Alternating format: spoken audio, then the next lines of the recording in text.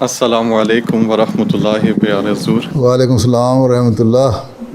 میرا نام عماد احمد ہے اور میرا سوال ہے کہ جب ہم اسکول کے بعد ایک دوسرے شہر جاتے ہیں اسٹڈی کرنے کے لیے کیا تو ہم نے اسکول کے بعد کیا کرتے ہیں؟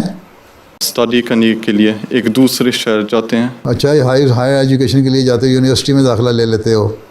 اچھا، پھر کیا کرتے ہو؟ کون سی چیزیں دیکھنی ہیں ادھر جا کے؟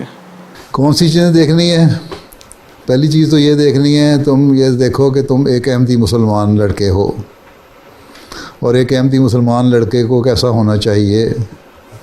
اس کو نمازیں 5 وقت پڑھنے والا ہونا چاہیے، اس کو قرآن کریم کی تلاوت کرنے والا ہونا چاہیے، اس کو برے لوگوں کی صحبت سے بچنے والا ہونا چاہیے، اس کو اچھے دوست، نیک دوست بنانے چاہیے جو ہوں، پڑھائی کرنے والے ہوں، پڑھائی پہ توجہ دینے والے ہوں. یہ نہیں ہے کہ آوارہ گرد قسم کے لوگ جو کینٹینوں میں اور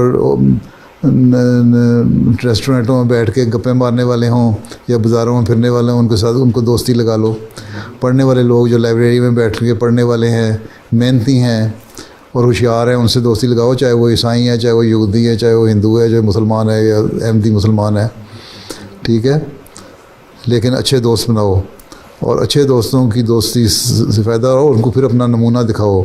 اگر نماز کا وقت ہو گیا تو اس کو کہو بھی، دوست کو، کہ بھئی میرا نماز کا وقت ہے، میں نماز پڑھ کے بھی آیا. اس کو بھی پتہ لگے کہ تم دیندار ہو، اور اس پہ بھی ایک نیک اثر ہو تمہاری صحبت کا.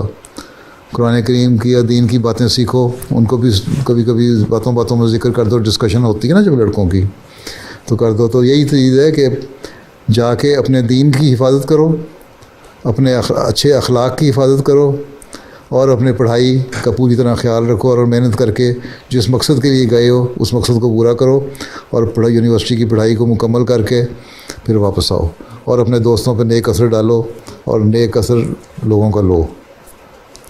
ٹھیک؟ جی انشاءاللہ. چلو.